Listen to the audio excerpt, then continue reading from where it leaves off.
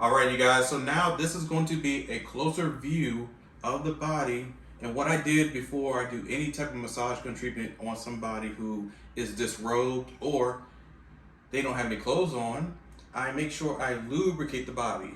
I make sure I use something that can glide, something that's smooth. If you only have lotion that you buy from a local store, then that's okay. You just have to keep applying it because it's going to dry up or go into the skin. It's not the best of the best, but it's okay. So if you use coconut oil, shea butter, baby oil if necessary, even though I'm not a proponent for Johnson & Johnson, but I guess they have taken out the talcum or cancerous type of stuff that you can use in their products. So I guess they're doing good so far, so great. But make sure it has slip and glide. Remember, friction is a bad thing. No one wants friction. Come on, we all know. You know those times at that night, you know, when and so if things aren't prepared or lubricated correctly, you could cause injuries and problems, and somebody has an attitude. So when you turn the massage gun on again,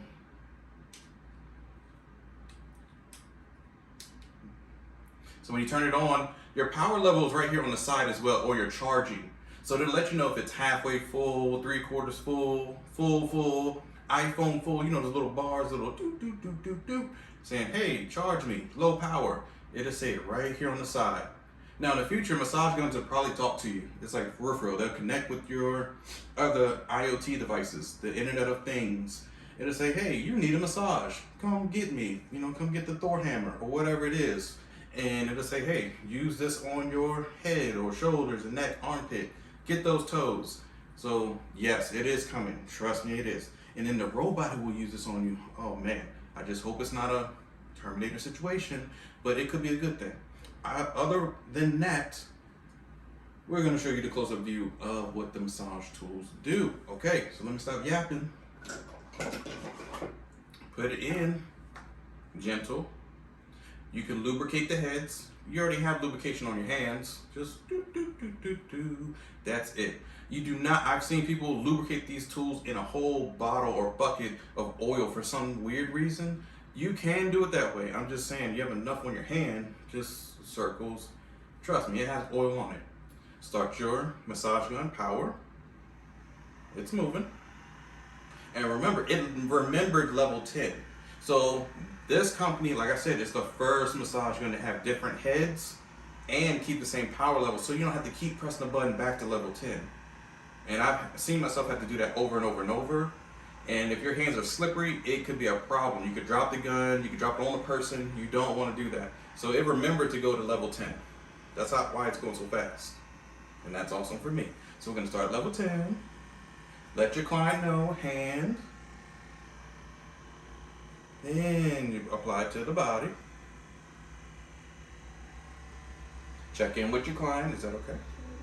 She said, mm-hmm. All right.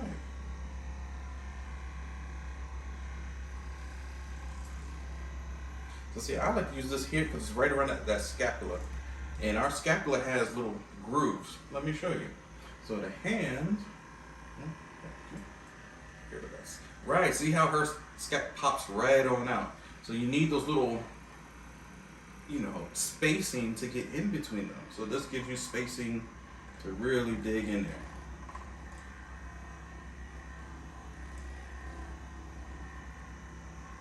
And it's a little ticklish.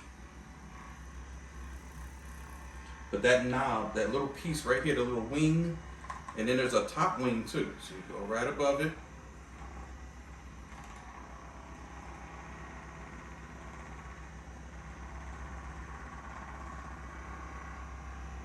And go right on the line of it, right in between it.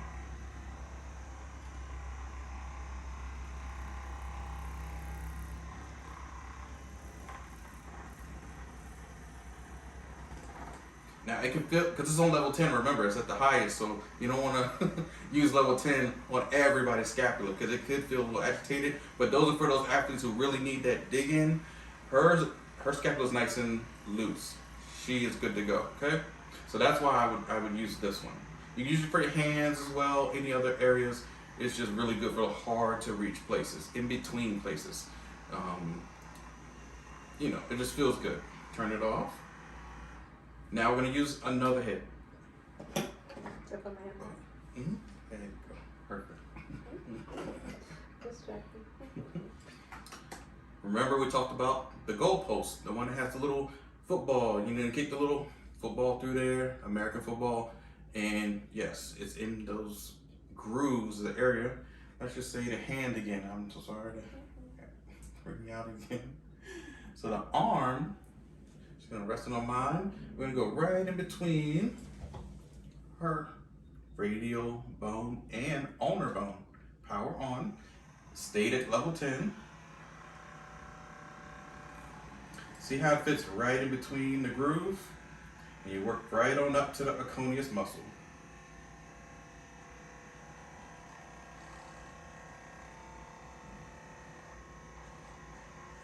These muscles get super tight. We use our forearms all the time, but we just barely get back here half the time.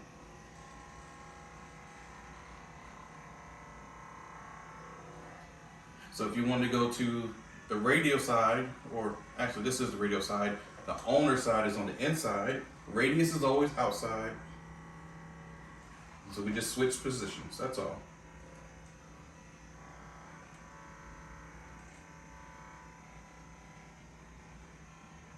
Yep, get right there at that elbow. That's that sweet spot. That's the aconius muscle.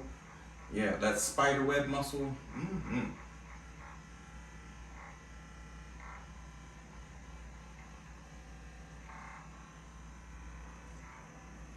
Now you can do your hands as well, so you can get in between the sides, or the pisiform bone, which is at the pinky. And get in between those pinkies, or pinky. And that's the goalpost.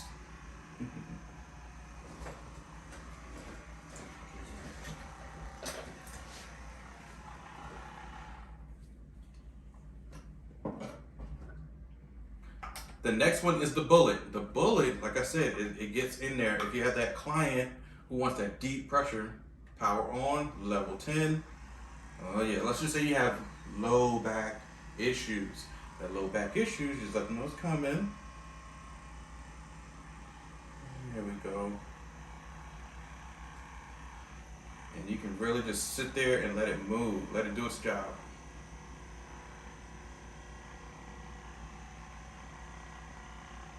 That's not too much.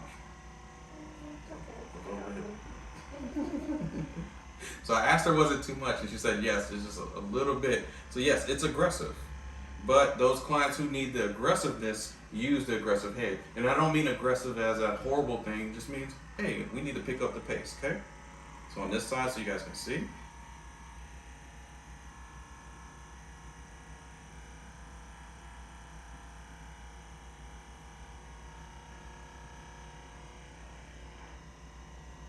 But it's good for those erector spinae muscles, are huge and long back muscles that need to be worked in between the scapula. Is also awesome.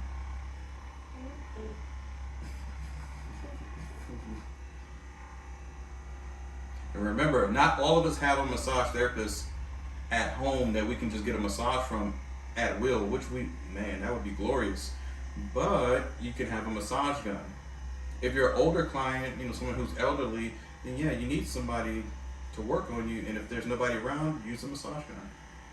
So it's a great gift for or a great gift for anybody. But if you are elderly or somebody who doesn't get around as much, massage guns are good to go. Somebody has neuropathy, somebody who has any type of nerve damage, impingements, sciatic issues, to just general wellness. Massage guns are a beast. I'm not gonna lie. Like I said, we all can't afford massage therapy all the time. Insurance companies don't really pay for every little thing unless you just have a really, really great PPO.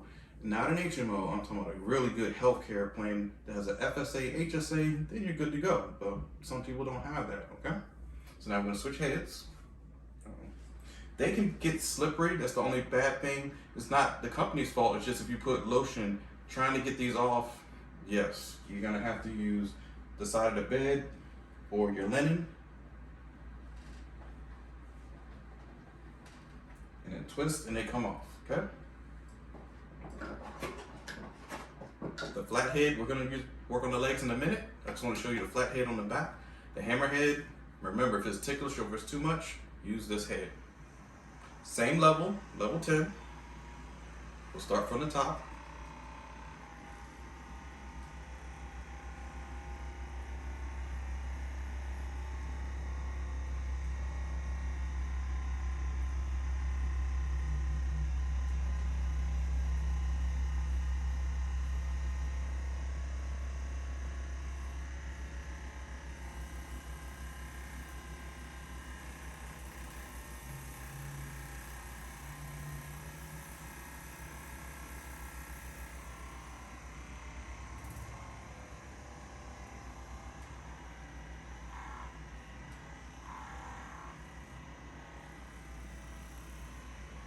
Good for those rib cages, side. So you guys can see what I'm talking about. I'll slow it down. So we're at level 2. And now you can really see the body shaking and moving. Right, if it's too fast, you really don't see anything. But this is the muscles moving, or being moved.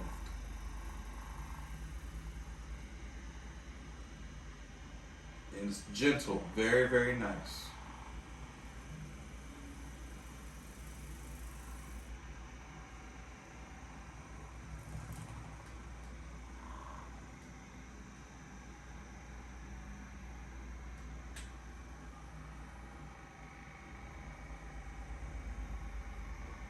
Don't forget the teres, so you gotta get over here. But we'll get that to there in just a moment. Let's switch heads. Power off.